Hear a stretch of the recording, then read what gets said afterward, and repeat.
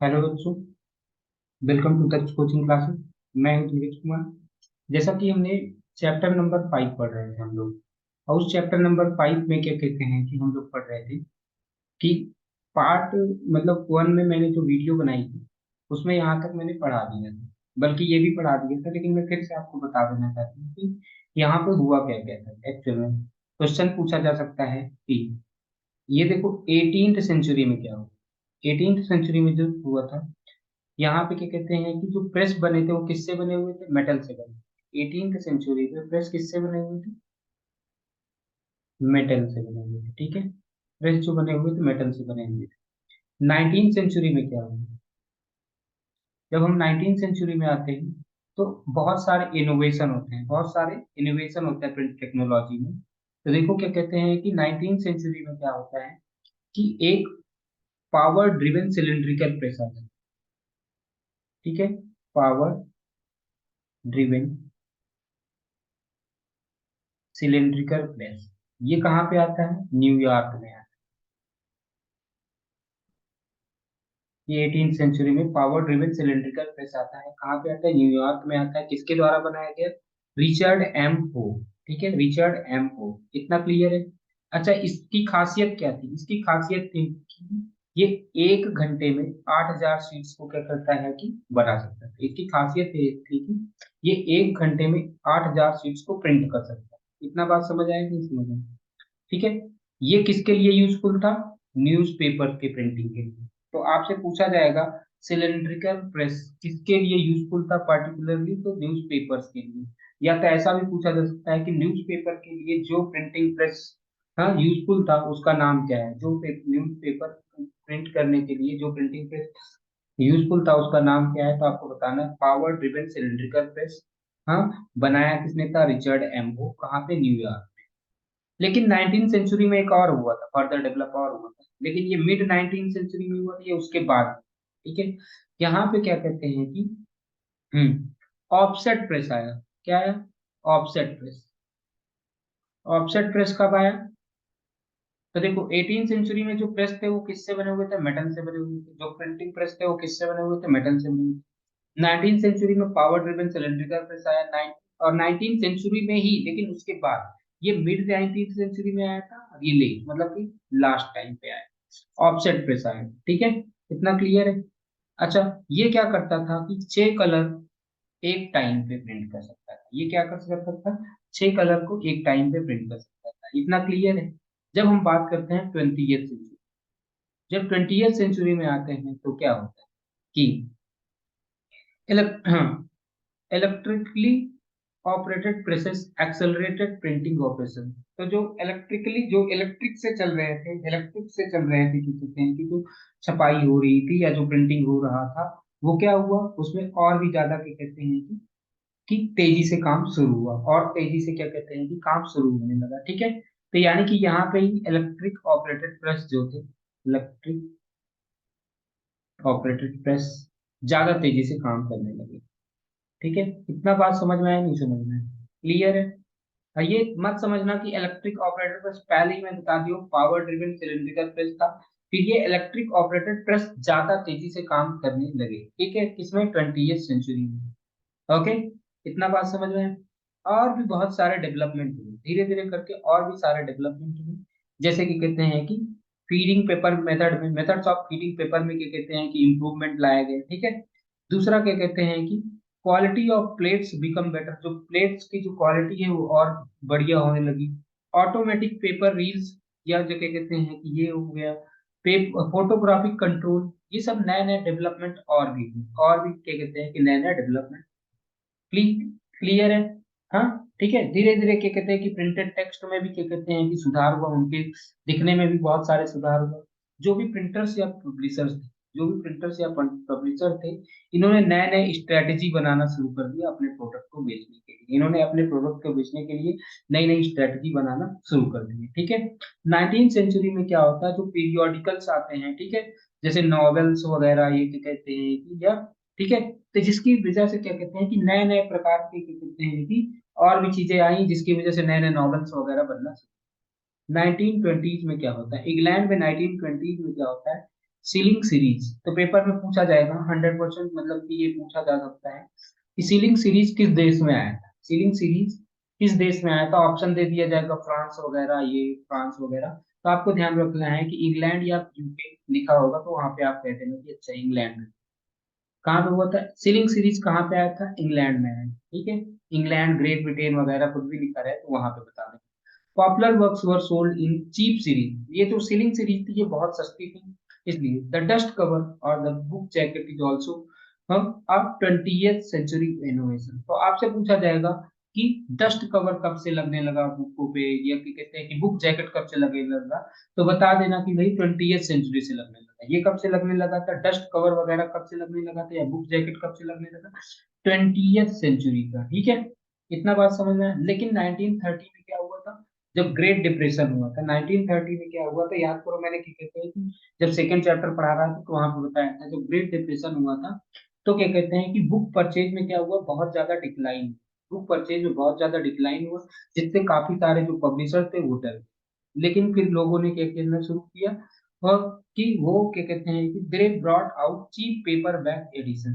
तो इसलिए जो पब्लिशर थे उन्होंने सस्ता पेपर बैक एडिशन लाया, जिसको लोगों ने खरीदना शुरू किया, ठीक है। इतना क्लियर हो गया। अब आगे आते हैं, अब देखते हैं India and the world of the print. India में कैसे था, ठीक है, इंडिया में कैसे चीजें चल रही हैं इसके बारे में समझ, ओके। तो अब देखो, इंडिया में जब देखा जाए तो manuscripts before the age of print, print के पहले इंडिया में क्या चलता था, मैन्युस्क्रिप्ट चलते थे। प्रिंट में पहले क्या चलता था इंडिया में, क्या कहते हैं कि क्या चलते थे, मैन्युस्क्रिप्ट चलते थे, ठीक है। इतना बात समझ आया। लेकिन यहाँ पे एक चीज ध्यान रखना, यहाँ से एक क्वेश्चन पूछा जा सकता है। क्या पूछा जा सकता है आपसे, पूछा ये जा सकता है कि गीता गोविंद, गीता गोविंदा किसने लिखा था, तो जयदेव ने लिखा। किसने लिखा था, गीता गोविंद किसने लिखा था, जयदेव ने लिखा था, ओके। जयदेव ऑलरेडी यहाँ पे लिखा हुआ है, ठीक है। तो गीता गोविंदा किसने लिखा था, जयदेव ने लिखा था, ये पूछा जा सकता है। तो यहाँ पे देखो, इंडिया में क्या होता था, इंडिया में पहले जो होता था, मैं बता रहा हूँ कि प्रिंट के पहले की बात होता है, बहुत ही ज्यादा लोग क्या कहते हैं कि हैंड रिटन मैन्युस्क्रिप्ट लिखे जाते हैं। क्या लिखे जाते थे, हैंड रिटन मैन्युस्क्रिप्ट। जैसे किस किस लैंग्वेज में लिखे जाते थे, संस्कृत में लिखे जाते थे, अरेबिक में लिखे जाते थे, पर्सिया में लिखे जाते थे, और भी यहाँ की जो लोकल लैंग्वेज है, यहाँ की जो भी लोकल लैंग्वेज थी वहां पे क्या कहते हैं कि हाथों से लिखा जाता था, ठीक है, ठीक है। और ये जो कहाँ पे होते थे, ये मैन्युस्क्रिप्ट को कॉपी कहाँ पे किया जाता था, पाम लीफ के ऊपर में, पाम लीफ के ऊपर में, या हैंडमेड पेपर, ठीक है। ये जो मैन्युस्क्रिप्ट जिनको कॉपी किया जाता था, इनको कहाँ पे कॉपी किया जाता था, इनको बनाया जाता था हैंडमेड पेपर वगैरह पे, ठीक है। अच्छा, ये जो जो भी पेजेस होते थे उनको बढ़िया से सजाया बजाया होता था, जो पेजेस होते थे उसके ऊपर बढ़िया से क्या कहते हैं कि तस्वीरें जो भी होती थी उसको बनाया जाता था, ठीक है। ब्यूटीफुली इलस्ट्रेटेड का मतलब होता है अच्छी अच्छी तस्वीरें बना दी जाती थी।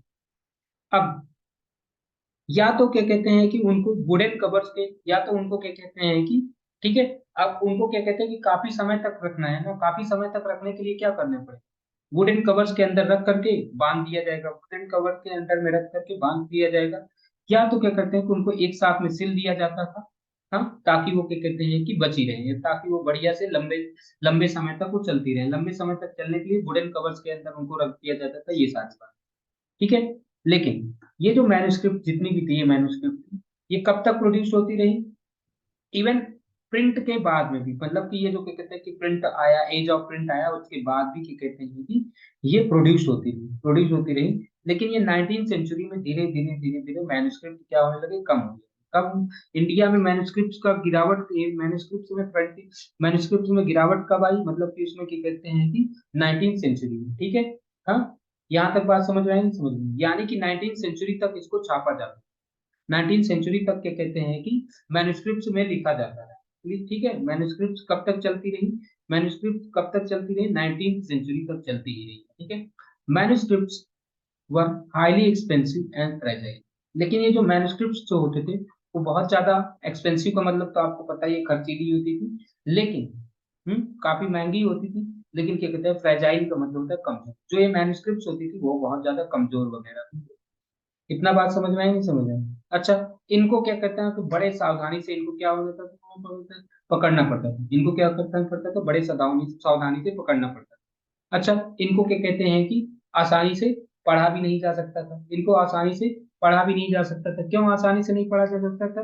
क्योंकि हैंड राइटिंग की प्रॉब्लम थी, जिससे क्या कहते हैं कि इनको आसानी से पढ़ा भी नहीं जा सकता था। ठीक है, क्योंकि अलग अलग स्टाइल में लिखी होती थी, इसलिए इसको आसानी से पढ़ा नहीं। तो पेपर में पूछा जा सकता है कि मैन्युस्क्रिप्ट के क्या क्या लिमिटेशंस है। मैन्युस्क्रिप्ट के क्या क्या लिमिटेशंस है, तो आपको पहला पता है कि क्या कहते हैं कि ये क्या होती थी, एक्सपेंसिव होती थी, एक्सपेंसिव एंड फ्रेजाइल। और दूसरा क्या कहते हैं कि हमने बताया कि इजिली क्या कहते हैं कि इन्हें क्या कहते हैं कि हैंडल्ड केयरफुली, हैंडल्ड केयरफुली। तीसरा चीज क्या था कि क्या कहते हैं कि इनको आसानी से पढ़ा नहीं जा सकता था। ये सारी चीजें मैंने बता दी है। ठीक है।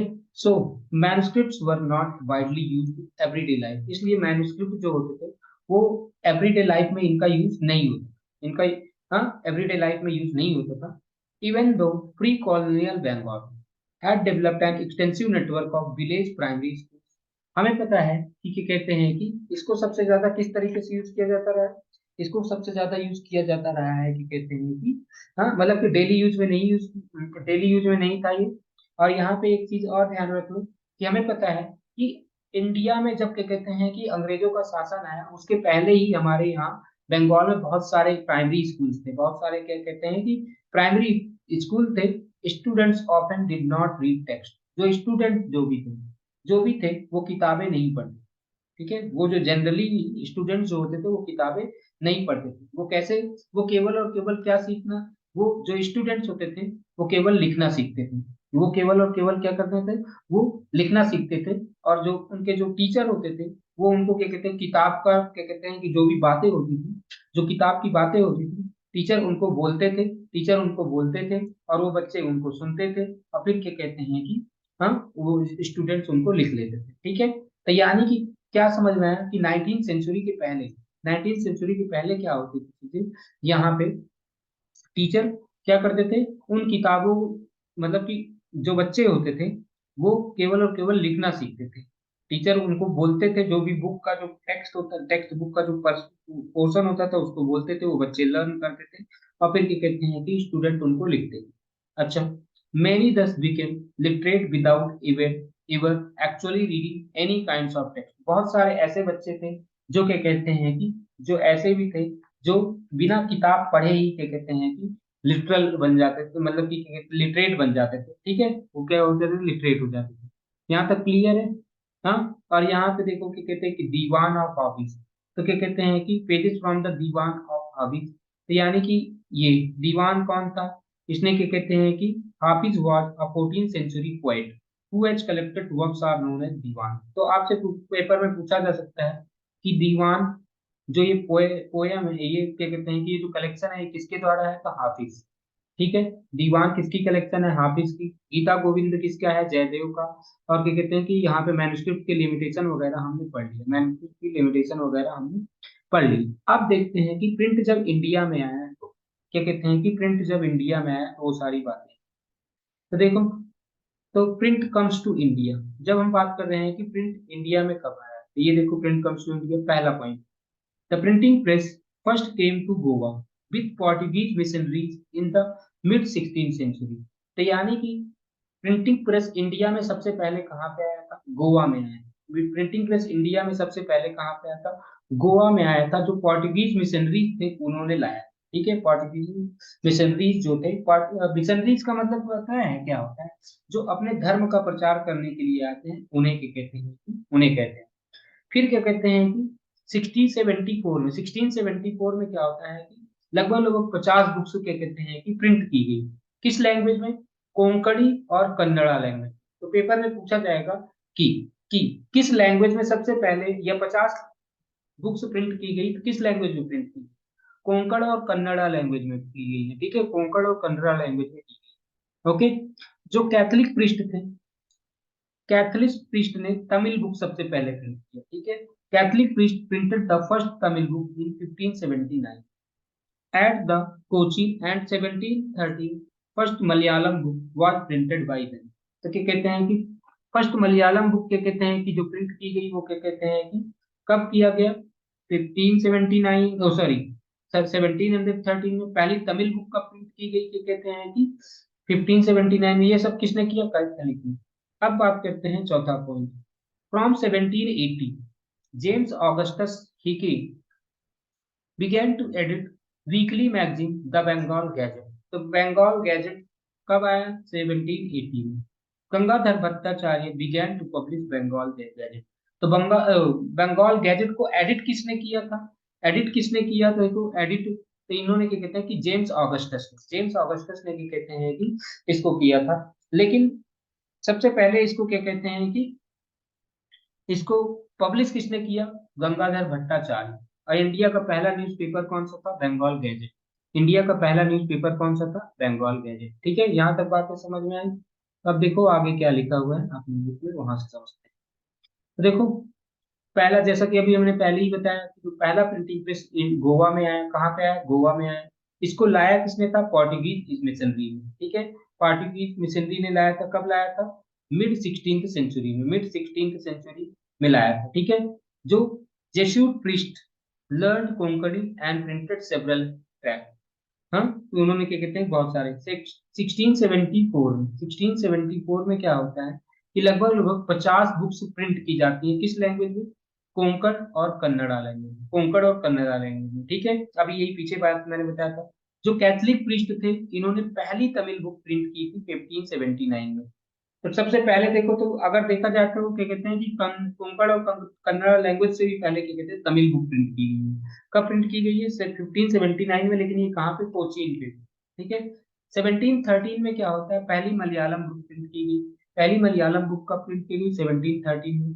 और बाई 1710 जो भी डच प्रोटेस्टेंट थे, इन्होंने क्या कहते हैं कि 32 तमिल टेक्स्ट इन्होंने प्रिंट किया। और इनको क्या कहते हैं कि ट्रांसलेशन बहुत सारे उसमें किए।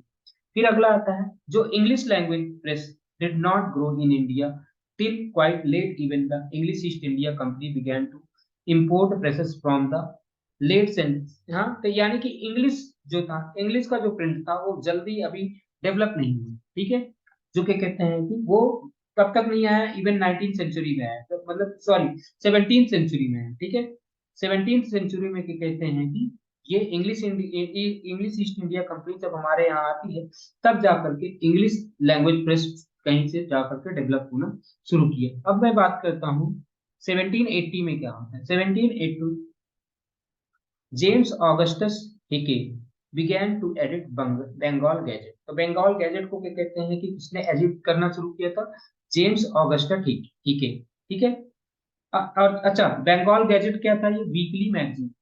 बंगाल गैजेट क्या था, वीकली मैगजीन था। ओके, ये क्लियर करके रखना कि ये वीकली मैगजीन था। इतना क्लियर है। अच्छा, इन्होंने क्या बताया था, that describe itself a commercial paper open to all but influenced by none. इन्होंने कहा था कि ये क्या कहते हैं कि एक कॉमर्शियल पेपर है जो सबके लिए है, लेकिन किसी के द्वारा इन्फ्लुएंस नहीं है। So it was a private English enterprise proud of its independence from colonial influence. तो ये कह रही है कि मेरा कोई भी कॉलोनियल से, मतलब कि जो अंग्रेजों से कोई वास्ता नहीं है, मैं इंडिपेंडेंस हूँ। मतलब कि क्या कहते हैं कि जो वीकली मैगजीन बंगाल गैजेट थी, ये क्या कहते हैं कि अपने आप को क्या कहते हैं कि बता रही थी भाई हमारा कॉलोनियल इन्फ्लुएंस कुछ भी नहीं है, हम क्या कहते हैं इंडिया में। तो इन्होंने मतलब कि क्या कहते हैं हम इंडिपेंडेंस है। और इन्होंने इंग्लिश में क्या कहते हैं कि इंग्लिश लैंग्वेज में इन्होंने अपना प्रिंट करना शुरू कर दिया। He can published a lot of advertisements, including those that related to import and sale of slaves।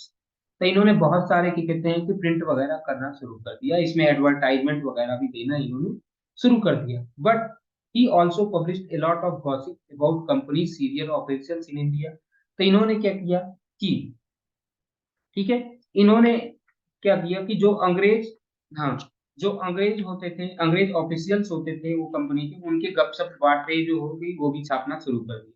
Enraged by this, governor general Warren हेनरिस persecuted Hickey and encouraged the publication of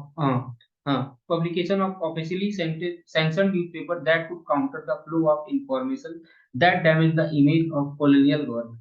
तो फिर क्या हुआ कि जब क्या कहते हैं कि भाई जब उन्होंने अंग्रेजों के कहते हैं के ऊपर मजाक उड़ाना शुरू, जब इन्होंने अंग्रेजों का मजाक उड़ाना शुरू कर दिया जो अंग्रेज ऑफिशियल्स थे, तो फिर क्या कहते हैं कि उससे गुस्सा होकर के जो वॉरेन, वो मतलब कि इस बात से नाराज हो गए, कौन, वॉरेन हेस्टिंग्स।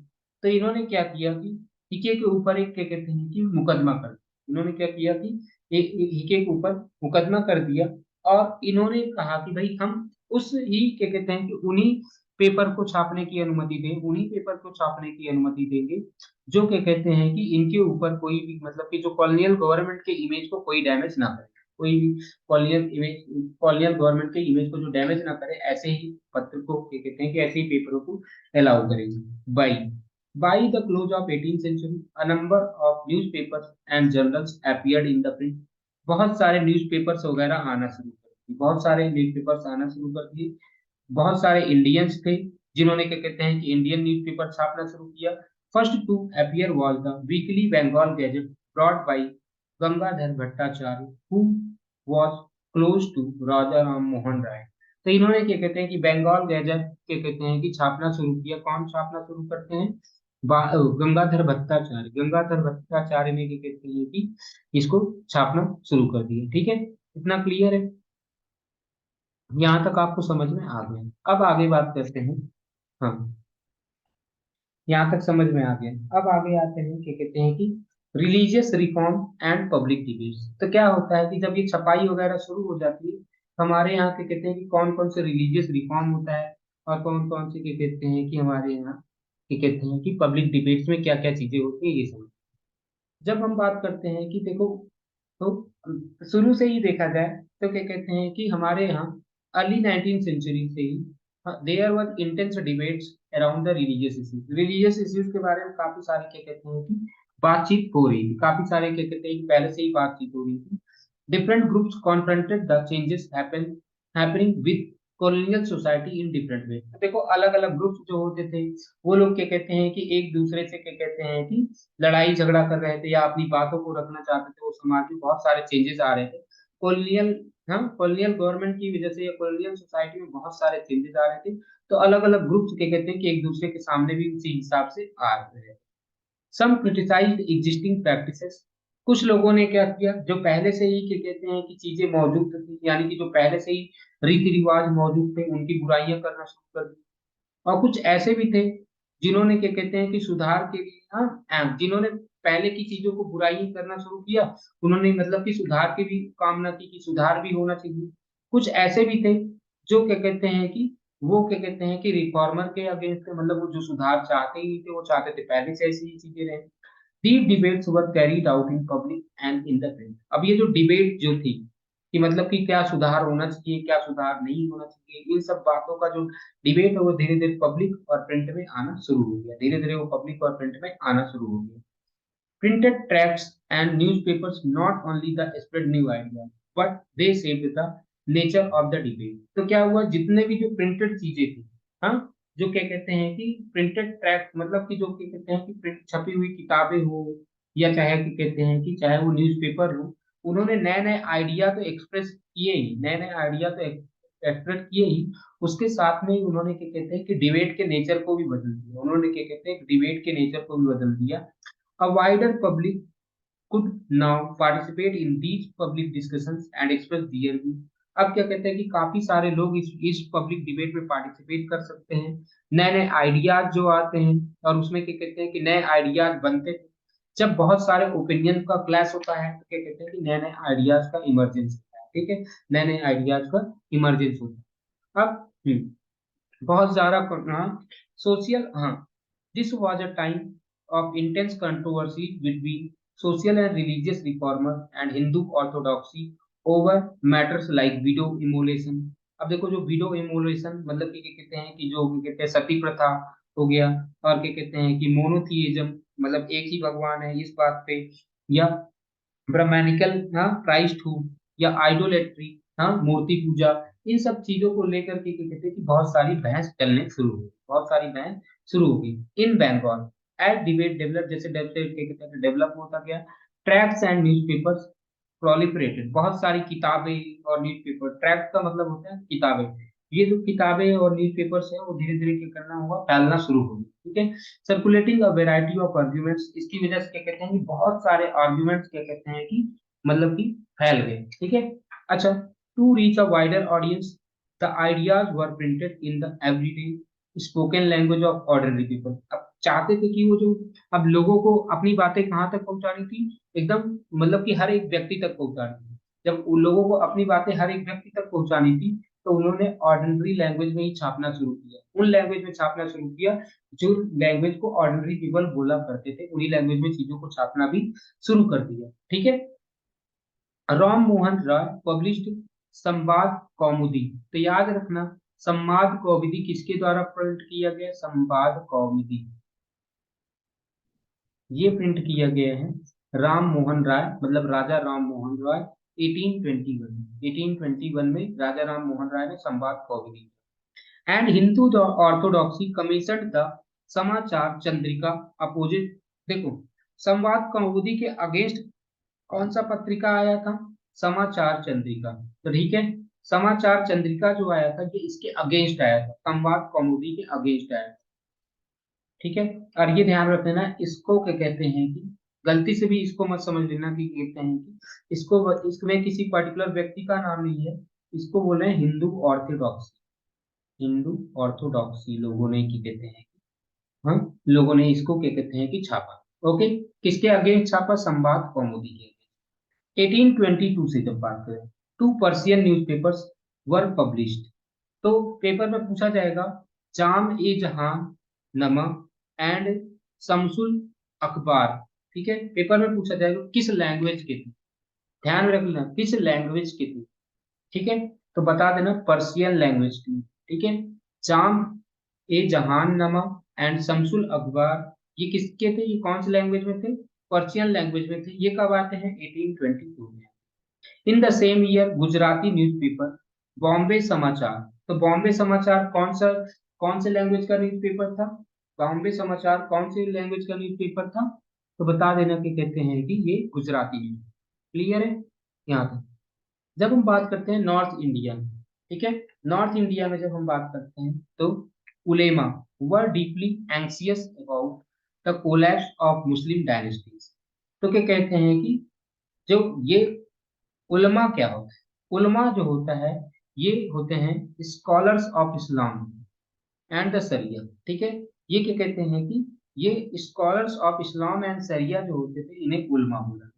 तो जब ये नॉर्थ इंडिया में जब उलमा वर, जितने भी उलमा थे यानी कि जो स्कॉलर्स थे इस्लाम के, ये क्या कहते हैं कि हाँ इस्लाम और सरिया के, ये क्या कहते हैं कि मुस्लिम डायनेस्टीज के क्या कहते हैं कोलैप्स होने के कारण क्या कहते हैं कि बहुत ही ज्यादा क्या कहते हैं कि चिंतित थे। एंक्सियस का मतलब क्या होता है, चिंतित हो। दे fear that colonial rulers would encourage conversion. जो कॉलोनियल रूलर्स हैं मतलब कि जो ये अंग्रेज हैं, कहीं ये कन्वर्जन को बढ़ावा ना, क्या दे, कन्वर्जन को बढ़ावा, मतलब कि धार्मिक जो धर्म चेंज करना होता है ना, कन्वर्जन का मतलब रिलीजियस कन्वर्जन, उसको कहें तो उसके लिए लेकर के ये डर थे। Change of Muslim personal law, वो नहीं, वो सोच रहे थे कहीं मुस्लिम पर्सनल लॉ में काफी सारे चेंजेस ना आए। To counter this they used cheap lithographic presses published Persian and Urdu translation from of holy scriptures. तो उन्होंने क्या कहते हैं कि जो हॉली स्क्रिप्चर्स थे उनके, जो उनके हॉली स्क्रिप्चर्स थे, उनके उनके धर्म ग्रंथ जिनको बोलते हैं, तो उन्होंने उसको क्या कहते हैं कि पर्शियन और उर्दू लैंग्वेज में ट्रांसलेशन करना शुरू कर दिया और उन्होंने प्रिंट करना शुरू कर दिया रिलीजियस न्यूज़पेपर और किताबें। ठीक है, उन्होंने रिलीजियस न्यूज़पेपर और किताबों को क्या कहते हैं कि छापना शुरू कर दिया। ओके, क्लियर है। ट्रैक्ट्स का मतलब ऐसे समझ लेना छोटी किताबें होती है। ओके, ये समझ लेना। Deoband seminary founded in 1867 publish thousand, हाँ, upon thousands of fatwas telling Muslim readers how to conduct themselves in their everyday lives and explaining meanings of Islamic doctrines। तो यहाँ पे ध्यान रख लो कि ये जो देवबंद सेमिनरी, ठीक है, देवबंद सेमिनरी कौन थे, इन्होंने क्या किया, इन्होंने छापा बहुत सारे क्या कहते हैं कि हाँ फतवा, इन्होंने क्या कहते हैं कि इश्यू किए बहुत सारे फतवा छापे, जिसमें बताया कि मुस्लिम को कैसे रहना चाहिए, उनको कैसे अपनी जिंदगी जीनी चाहिए, और क्या कहते हैं कि क्या क्या इस्लामिक सिद्धांत हैं उनको क्या कहते हैं कि हर एक के इस्लामिक सिद्धांत के मतलब लोगों को समझाना शुरू कर दिया अपने किताबों के थ्रू, अपने जो है, ठीक है। All through the 19th century a number of Muslim sects and seminaries appeared each।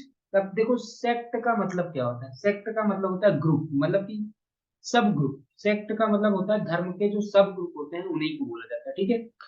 बहुत सारे मुस्लिम सेक्ट या सेमिनरीज आए, और क्या कहते हैं each with different interpretation of faith. सबका मतलब कि क्या कहते हैं कि अलग अलग फेथ का अलग अलग मतलब था, सबके लिए क्या कहते हैं कि ये सारी बातें यहाँ पे समझाई गई, ठीक है। इन्होंने किताब के थ्रू समझाना शुरू किया अपने।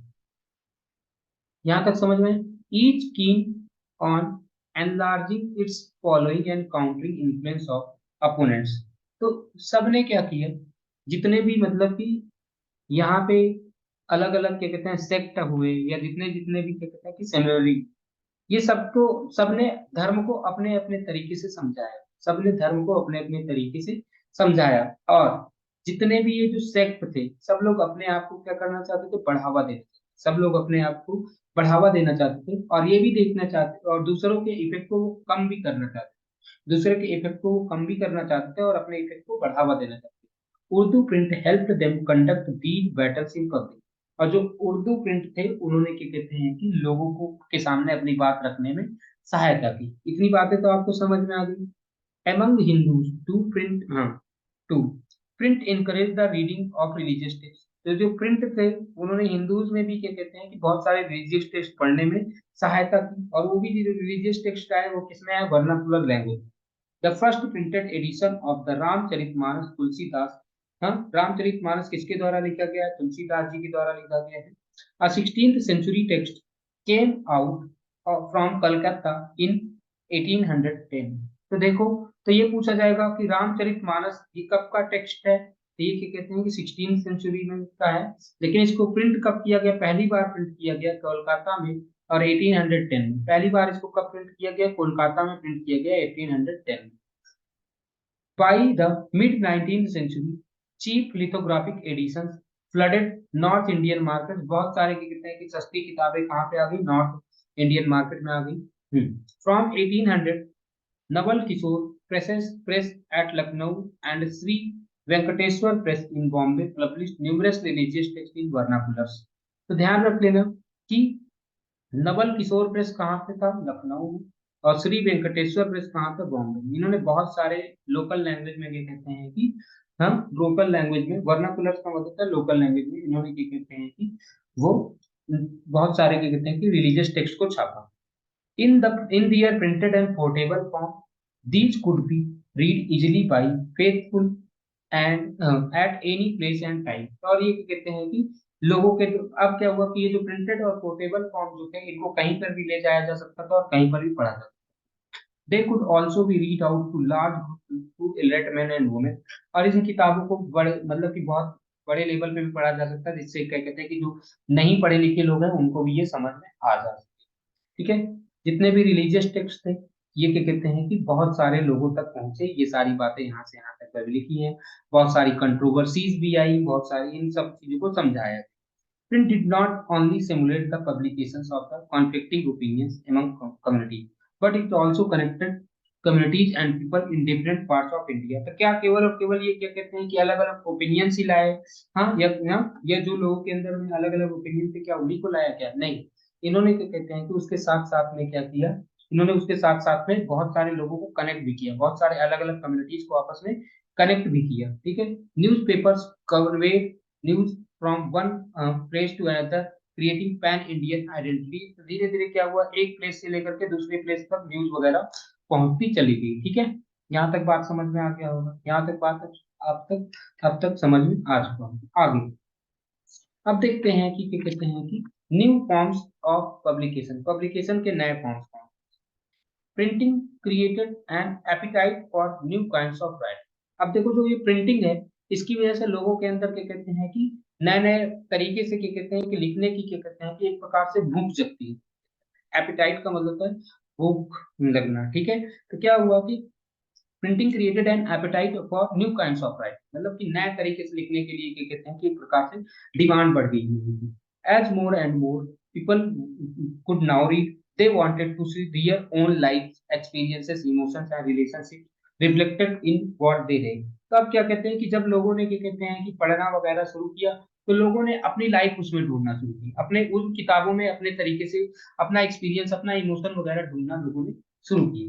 The novel, a literary firm which helped develop in Europe. तो नॉवेल कहाँ से डेवलप हुआ था? यूरोप में। नॉवेल कहाँ पे डेवलप हुआ था? यूरोप में। Ideally catered this to this need, तो ये क्या कहते हैं कि जो ये नॉवेल थी, ये लोगों के इन सब चीजों को फुलफिल करने वाले चीजें, ठीक है, जितने भी इनके एक्सपीरियंस, इमोशन वगैरह थे, रिलेशनशिप, ये सारी चीजें नॉवेल में मिलने लगी। It soon acquired distinctively Indian forms and style. धीरे धीरे क्या कहते हैं कि इसने अपने आप को, मतलब कि क्या कहते हैं कि अपने आप को इंडियन फॉर्म्स में अपने आप को ढाल लिया एक प्रकार से, जो नॉवेल थी। For readers it opened up new worlds of experience, जो रीडर्स थे इनके लिए एक नया एक्सपीरियंस मिला। और हाँ, and gave a vivid sense of diversity of human life. तो लोगों को कहते हैं कि ह्यूमन लाइफ की क्या कहते हैं कि बहुत सारे क्या कहते हैं कि डाइवर्सिटी को इन्होंने लोगों को ज्ञान दिया या बताया। अदर न्यू लिटरेरी फॉर्म्स, देखो नॉवेल के अलावा also enter the world of reading, जैसे लिरिक्स आ गए, short stories, essays about social and political matters, ये सारी चीजें भी धीरे धीरे एंटर कर गई। In different ways, they reinforce the new emphasis on human life and a intimate feelings about political and social rules that shape society। तो फिर क्या हुआ कि जैसे ये अलग अलग तरीके से आती, अलग अलग तरीके से आती है, और फिर क्या कहते हैं कि जितने भी क्या कहते हैं कि क्या कहूँ, हाँ, जैसे सोशल हो गए या पॉलिटिकल हो गए, ठीक है, जितने भी सोशल और पॉलिटिकल रूल्स, ठीक है, इन पे इन्होंने जोर दिया। और क्या कहते हैं कि उन चीजों पे जोर दिया जिससे ये चीजें तय होती थी। ये सारी बातें यहाँ पे लिखी हुई है सीधे सीधे से। अब देखा जाए तो यहाँ पे क्या होता है, by the end of 19th century, जब 19th सेंचुरी खत्म हो रही थी, तब a new visual culture was taking seat, एक नया विजुअल कल्चर आ रहा था। With the setting of an increasing number of printing presses, बहुत सारे प्रिंटिंग प्रेसेस आ रहे थे। Visual images could be easily reproduced in multiple copy, जितने भी जो विजुअल इमेजेस थे उन्हें भी मल्टीपल कॉपी पे प्रिंट किया जा सकता था। जितने भी पेंटर्स थे, लाइक राजा रवि वर्मा, ध्यान रख लो ये नाम भूलना मत, Raja Ravi Varma.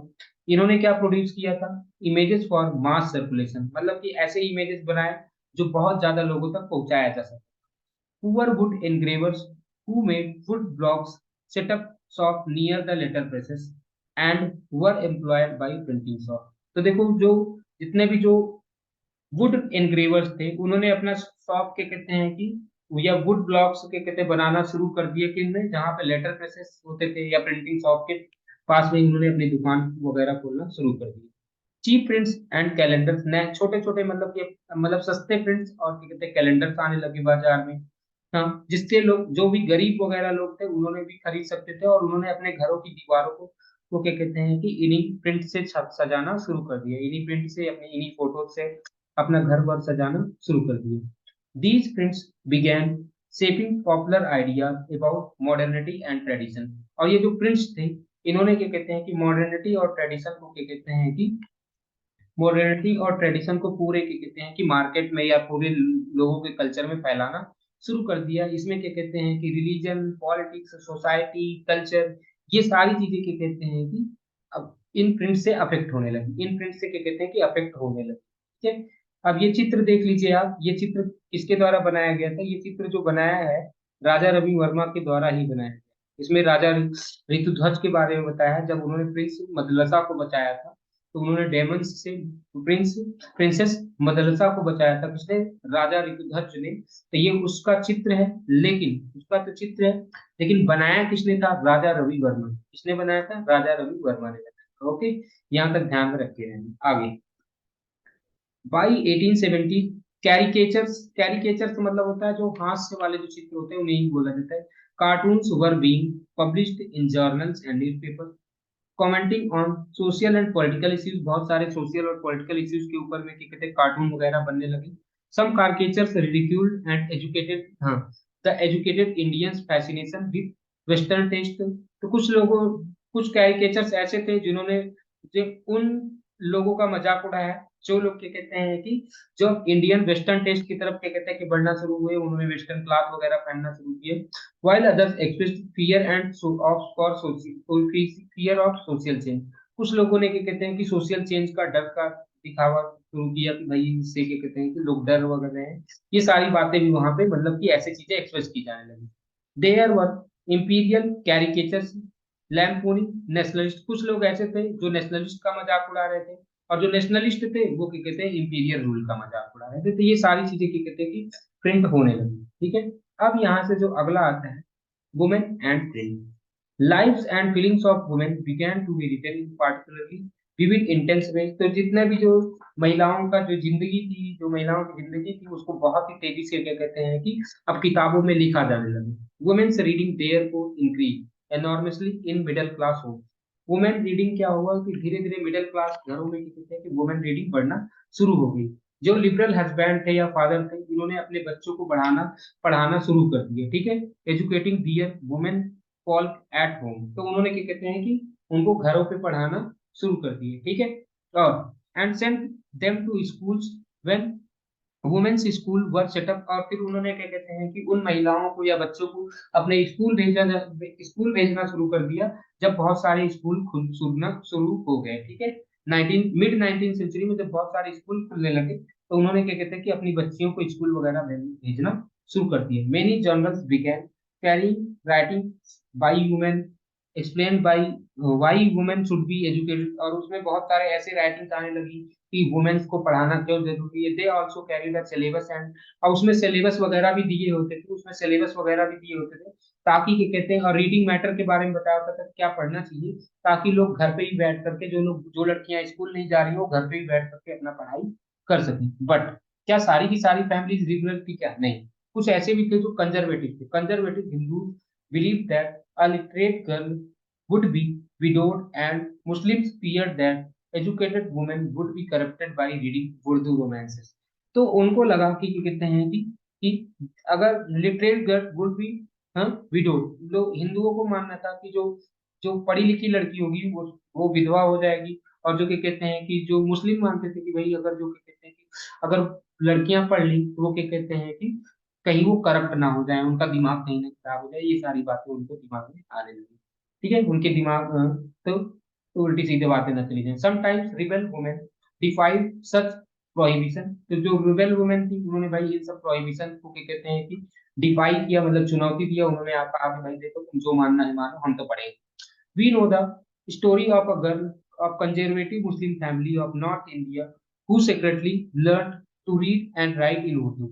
Her family wanted to read हम only the Arabic Quran। उसकी फैमिली चाहती थी वो केवल अरेबिक कुरान पढ़े, which she did not understand, जबकि वो उस बात को समझती नहीं थी। So she insisted on learning to read language that her known। अब वो क्या कहते हैं कि वही लैंग्वेज पढ़ना चाहिए जो उसको पता था।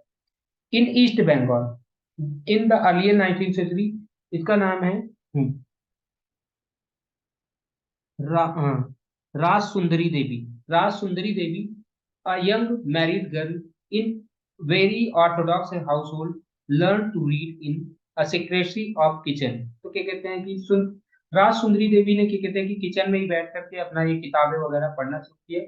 बाद में इन्होंने अपनी ऑटोबायोग्राफी लिखी, हाँ, अमार जीवन, विच was published in 1876। तो ध्यान रख लेना, आबार जीवन किसकी ऑटोबायोग्राफी है, अमार जीवन किसकी बायोग्राफी है, ये ऑटोबायोग्राफी है, ये क्या कहते हैं कि है राज सुंदरी देवी जी की। ठीक है, it was first full length autobiography published in Bengali language. तो पहली बायोग्राफी थी जो कि कहते हैं कि बंगाली लैंग्वेज में कहते हैं कि प्रिंट हुई है। इतने बात समझ में आ गई। फिर बहुत सारे सोशल रिफॉर्म्स हुए, बहुत सारे सोशल रिफॉर्म्स हुए। Since social reforms and novels had already created great interest and women's life and emotion. तो बहुत सारे जो सोशल रिफॉर्म थे या नॉवेल थे उन्होंने क्या कहते हैं कि वुमेन के जीवन में या उनके इमोशन को समझना शुरू किया।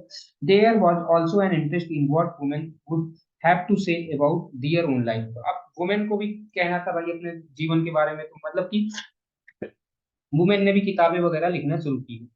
From 1860s a few Bengali women like Kailasa Kailashvasini Devi wrote books highlighting the experience of women about how women were imprisoned at home।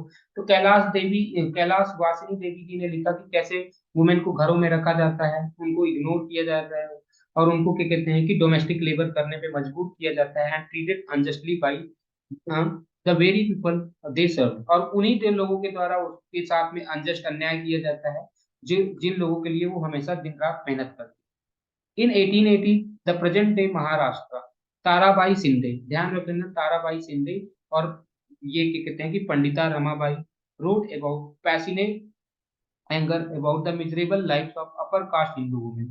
तो अपर कास्ट हिंदू वुमेन की जो मिजरेबल लाइफ थी उनके बारे में उन्होंने लिखा, और विडोज के बारे में कि विडोज के साथ में क्या क्या चीजें होता है, ये किसने लिखा, ताराबाई शिंदे और पंडिता रमाबाई। ये कहाँ के रहने वाले थे, ये ये क्या कहते हैं कहाँ के रहने वाले थे, ये थे Maharashtra.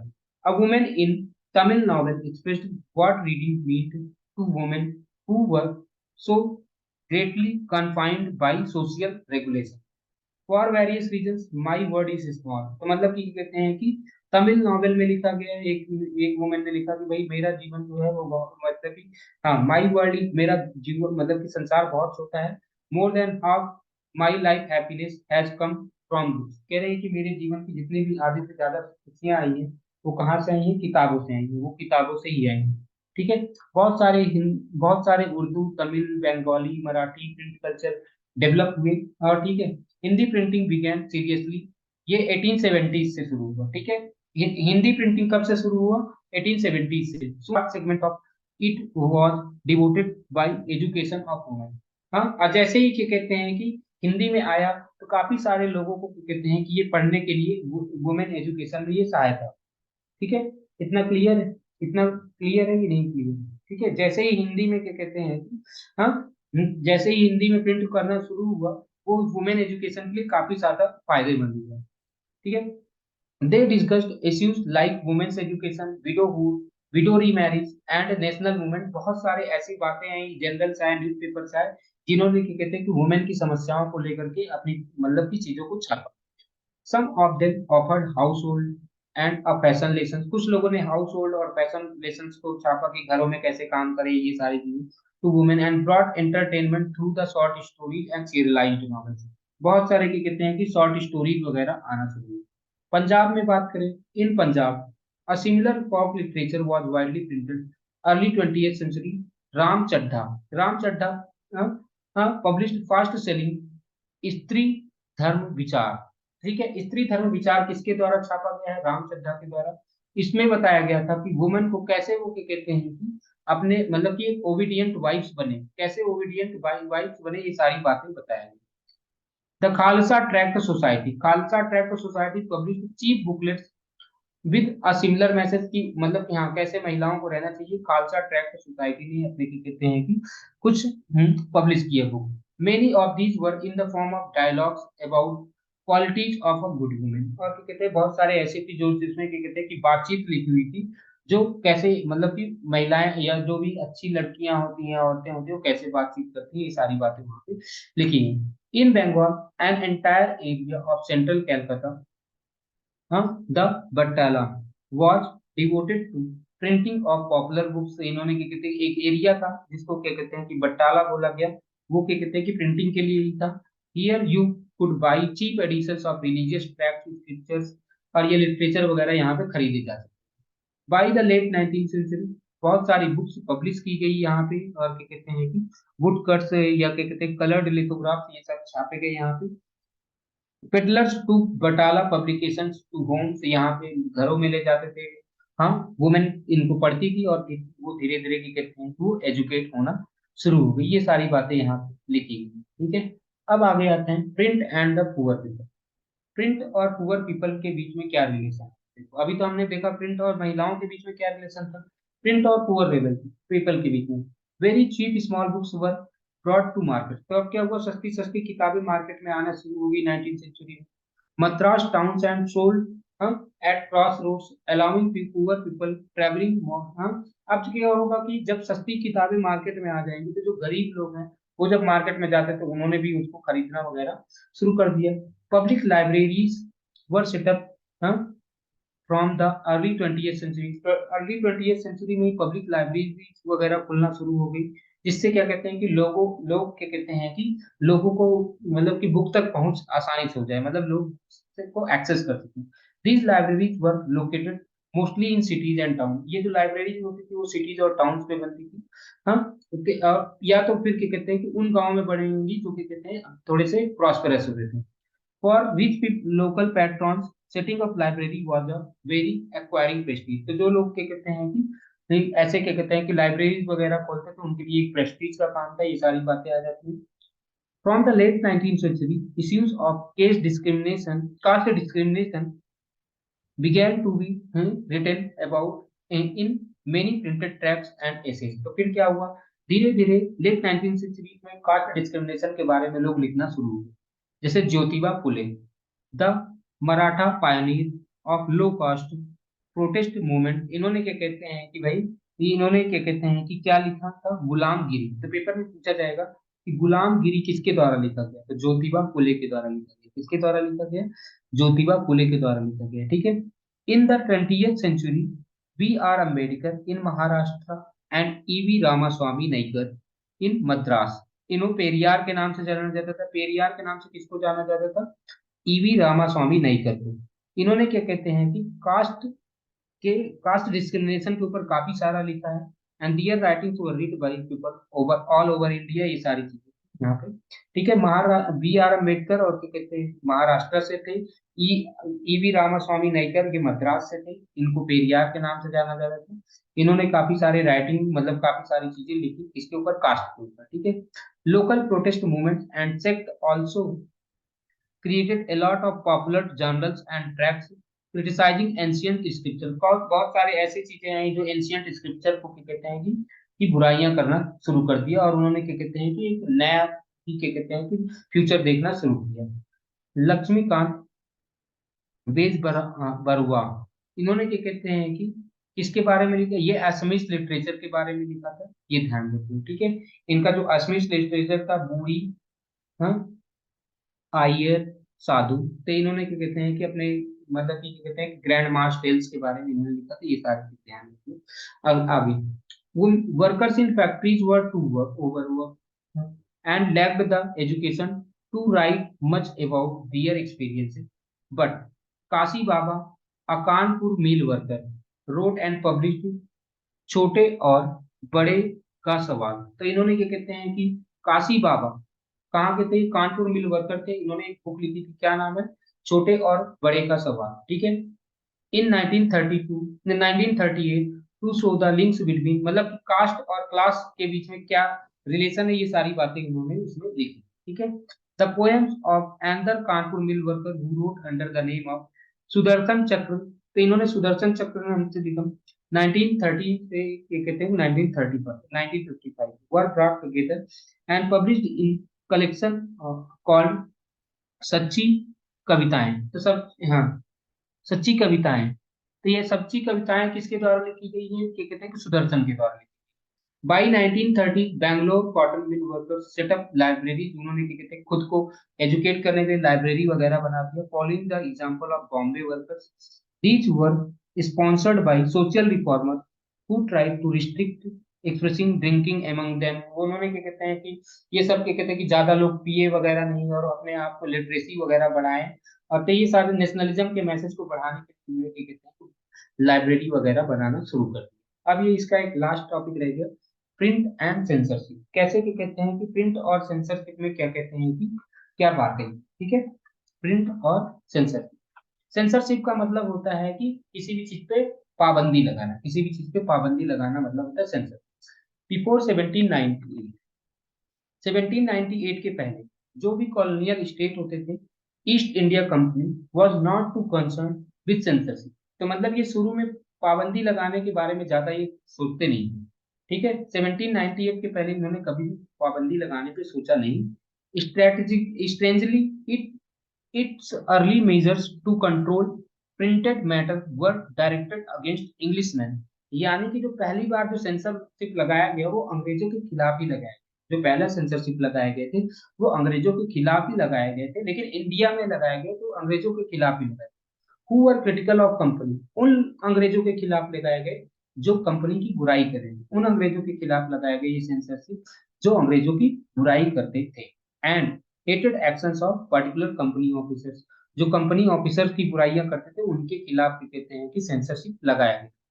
The company was worried that such criticism might be used by critics in England to attack its trade in monopoly in India। तो मतलब कि क्या कहते हैं कि कहीं वो ट्रेड मोनोपोली पे तो वो अटैक ना करना शुरू कर दे, कि मतलब कि वो कंपनी केवल एक ही कंपनी वहां पे व्यापार कर सकती थी, इसको इस बुराई के कारण कहीं गड़बड़ ना हो जाए, इस वजह से उन्होंने उसके ऊपर क्या कहते हैं कि सेंसरशिप लगाना शुरू किया। By 1820 Calcutta supreme court passed certain regulations.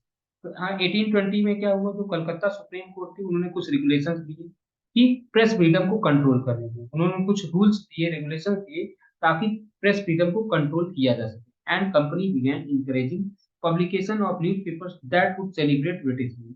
अब पब्लिक, और जो वो कंपनी थी अब उन्हीं चीज को वो बढ़ावा देने लगी, उन न्यूज़पेपर्स को बढ़ावा देने लगी जो ब्रिटिश रूल को क्या कहते हैं कि अच्छा मानते थे, जो ब्रिटिश रूल को अच्छा मानते थे उन्हीं को न्यूज़पेपर को बढ़ावा देते। In 1835, faced with urgent petitions by editors of English and vernacular newspaper, Governor General Bentinck agreed to revise press law। तो क्या हुआ कि बहुत सारे एडिटर्स थे और बहुत सारे, हाँ, चाहे वो इंग्लिश न्यूज़पेपर के हों चाहे वो वर्नाकुलर न्यूज़पेपर के हों, तो गवर्नर जनरल बेंटिक ने क्या किया 1835 में, उन्होंने कहा कि जो ये प्रेस लॉ है इसको मैं फिर से क्या कहते हैं कि चेंज करने की कोशिश करता हूँ। थॉमस मकॉले, हाँ, थॉमस मैकॉले, हाँ, a liberal colonial officer formulated due rules, इन्होंने क्या कहते हैं कि नए रूल्स बनाए जिसने क्या कहते हैं कि अर्लियर फ्रीडम को रीस्टोर किया। मतलब कि जो पहले जो ये कलकत्ता सुप्रीम कोर्ट के पहले जो रेगुलेशंस के पहले जो फ्रीडम था उसको क्या कहते हैं कि क्या किया गया, रीस्टोर किया गया। लेकिन हमें पता है कि 1857 में क्या हुआ था, रिवोल्ट हुआ था अंग्रेजों के खिलाफ। क्या हुआ था 1857 में इंडिया में, क्या हुआ था, हाँ, रिवोल्ट हुआ था। The attitude of Indian freedom, the attitude of Indian freedom of press change. फिर से क्या कहते हैं कि अब इससे फ्रीडम ऑफ प्रेस क्या हुआ, चेंज हुआ। हाँ, तो इससे इनरेज्ड इंग्लिशमैन, इनरेज्ड मतलब होता है जो गुस्से से भरे, Englishman demanded a clamp down on the native press. तो वो चाहते थे कि जो नेटिव प्रेस है, नेटिव मतलब लोकल प्रेस पे क्या कहते हैं कि रोक लगे, लोकल प्रेस पे रोक लगे। तो एक हाँ, as vernacular newspapers became assertively nationalist, क्योंकि जो वर्नाकुलर न्यूज़पेपर थे वो कुछ ज्यादा ही क्या कहते हैं कि नेशनलिस्ट हो रहे थे। Colonial government began debating measures of stringent control. तो उन्होंने सोचा कि अब इसके ऊपर क्या कहते हैं कंट्रोल लाना होगा। 1878 में क्या लाया गया, ध्यान रख लो 1878 में वर्नाकुलर प्रेस एक्ट लाया गया। ठीक है, 1878 में वर्नाकुलर प्रेस एक्ट लाया गया। किस लिए लाया गया था, अच्छा किस पे ये बेसिस था, हाँ ये था Irish press law. Irish press law के बेसिस पे क्या कहते हैं कि जैसे आयरिश प्रेस लॉ था वैसे ही हमारे यहाँ वर्नाकुलर प्रेस एक्ट लाया गया 1878 में। इट प्रोवाइडेड दैट, अच्छा इसमें क्या था, वर्नाकुलर प्रेस एक्ट में क्या था, it provided the government with extensive rights to censor reports। जितने भी रिपोर्ट्स होंगे या एडिटोरियल्स होंगे जो वर्नाकुलर प्रेस में होंगे उसको क्या कर सकते हैं, वो सेंसर कर सकते थे, उस पर पाबंदी लगा सकते थे, चेक कर सकते थे क्या लिखा जा रहा है क्या नहीं लिखा जा रहा है।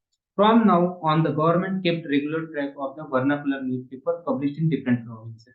तो अलग अलग प्रोविंसेस में जितने भी वर्नाकुलर न्यूज़पेपर्स होते थे, छपते थे, उन पे नजर बना करके रखते थे। कौन लोग रखते थे, अंग्रेज।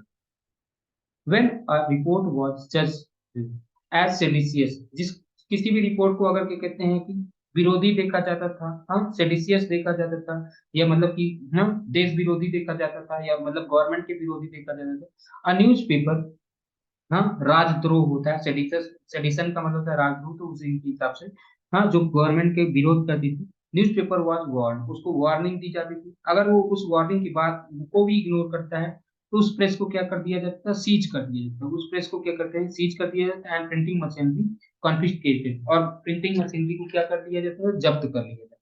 ठीक है, डिस्पाइट रेप्रेसिव मेजर्स, इन सब रेप्रेसिव मेजर के बावजूद भी बहुत सारे क्या कहते हैं कि जो नेशनलिस्ट न्यूज़पेपर थे वो क्या हो गए, बढ़ते चले गए। पूरे देश में नेशनलिस्ट न्यूज़पेपर बहुत सारे आ गए। दे रिपोर्टेड ऑन कॉलोनियल मिसरूल, उन्होंने क्या कहते हैं कॉलोनियल मिसरूल के भी बारे में छापना शुरू किया। Encourage nationalist activities, nationalist activities को उन्होंने बढ़ावा देना शुरू किया। और उसको मतलब कि हाँ, attempts to throttle nationalist criticism provoked militant protest, उन्होंने मिलिटेंट प्रोटेस्ट को क्या कहते हैं कि उकसाया या बढ़ाया, बढ़ावा दिया एक प्रकार से। This in turn led to renewed cycle of persecution and protest, जिसकी वजह से क्या कहते हैं कि नए नए तरीके से क्या कहते हैं प्रोटेस्ट होने लगे। हाँ, when Punjab revolutions were reported in 1907, Bal Gangadhar Tilak wrote a sympathy about them in Kesari. तो उन्होंने क्या कहते हैं किसके बारे में, केसरी जो लिखा वो किसके द्वारा लिखा गया है, हाँ? बाल गंगाधर तिलक के द्वारा, ठीक है। जो केसरी किसके द्वारा लिखा गया paper, Bal Gangadhar Tilak. This led to his imprisonment, उनके उनको इसलिए 1908 में बहुत जेल हो गई, ठीक है। 1908 में उनको क्या कहते हैं कि इसीलिए जेल हो गई, ठीक है। क्या हुआ कि जब when Punjab revolutionaries were reported in 1907, तो उनको क्या कहते हैं कि जब क्या कहते हैं कि पंजाब केसरी, सॉरी, पंजाब के जो क्रांतिकारी लोग थे बहुत सारे, उनको कहाँ पे भेज दिया गया, काला पानी में भेज दिया गया। तो उनके बारे में उन्होंने लिखा, किसमें लिखा, क्या कहते हैं कि हाँ, Bal Gangadhar Tilak wrote with great sympathy about them in Kesari. उन्होंने अपने न्यूज़पेपर में, केसरी न्यूज़पेपर में इसके बारे में लिखा, जिसकी वजह से उनको 1908 में क्या हुआ कि जेल भेज दिया गया, इनके क्या कहते हैं कि जेल भेज दिया, जिसकी वजह से काफी सारे प्रोटेस्ट हुए पूरे देश में, ठीक है। तो ये सारी बातें आपको समझ में आई, ये चैप्टर में क्या क्या बताया गया, क्या क्या नहीं बताया गया, ठीक है, क्लियर है। तो यहाँ पे यही सारी बातें, अब एक बार यहाँ पर भी देखिए कि वुमेन एंड ट्रेड, ये सारी बातें मैंने आपको बता दिया था। फिर आगे देखते हैं, क्या कहते हैं कि यहाँ से हमने ये सब देखा था कि क्या कहते हैं कि राम मोहन राय ने क्या पब्लिश किया था, राम मोहन राय ने क्या पब्लिश किया था, संवाद कौमुदी 1821 में। इसके लिए इनको क्या कहते हैं, इसके अपोजिट में क्या कहते हैं कि हिंदू ऑर्थोडॉक्सीज ने क्या प्रिंट किया था, समाचार चंद्रिका। फिर 1822 में क्या कहते हैं कि जाम ए जहान, हाँ, जाम ए जहान नौमा किया गया, या शमसुल अखबार, ये कौन सी लैंग्वेज में, तो पर्शियन लैंग्वेज। देवबंद सेमिनरी, ये मुस्लिम के द्वारा प्रिंट किया गया था, मुस्लिम के द्वारा प्रिंट किया गया था। रास सुंदरी देवी ने क्या पब्लिश किया था, आमार जीवान। रास सुंदरी ने क्या कहते हैं कि रास सुंदरी देवी ने क्या प्रिंट किया था, आमार जीवान प्रिंट किया था, ठीक है। 1805 1818 में ताराबाई सिंधे और पंडिता रमाबाई, इन्होंने क्या कहते हैं कि हिंदू कास्ट के जो अपर कास्ट में जो वुमेन होती थी उनकी समस्याओं के बारे में। राम चड्ढा ने क्या प्रूव किया था, स्त्री धर्म विचार, हाँ ठीक है, कैसे वुमेन को रहना चाहिए कैसे नहीं, स्त्री धर्म विचार राम चड्ढा ने। ज्योतिबा फुले ने क्या लिखा था, कास्ट सिस्टम के बुराइयों के अगेंस्ट लिखा था, गुलामगिरी। ज्योतिबा फुले ने कौन सी बुक लिखी थी, गुलामगिरी लिखी थी। काशी बाबा जो मिल वर्कर थे कानपुर के, इन्होंने क्या लिखा था, छोटे और बड़े का सवाल, हाँ, काशी बाबा। 1878 में वर्नाकुलर प्रेस एक्ट आया था, 1878 में वर्नाकुलर प्रेस एक्ट आया, ठीक है। और यहाँ पे देखो कुछ, इस चैप्टर में कुछ थे, कुछ स्टेटमेंट थे, इंपॉर्टेंट स्टेटमेंट थे, वो ध्यान रख लो। स्टेटमेंट क्या था, सबसे पहला, printing printing is ultimate gift of God, ये किसने बोला था, and the greatest one, Martin Luther king ने बोला। Printing press is the most powerful engine of progress and public opinion is the force, तो ये सब किसने बोला था, लुइस सेबेस्टियन मर्सियर ने बोला था। Tremble before tyrants of the world, tremble before the virtual writer, ये किसने बोला था, लुइस सेबेस्टियन मर्सियर, ठीक है। ये सारी बातें आपको ध्यान रखना है, कुछ वर्ड्स ये सब मैंने बता रखे हैं, ये सब आप ध्यान रख लेना, ठीक है। ओके, और इस प्रकार से ये चैप्टर कंप्लीट हो गया। अब बढ़िया से आप पढ़ाई कर लेना, और जो भी ना चीजें समझ में आए आप कमेंट करके पूछ सकते हैं। Okay, thank you.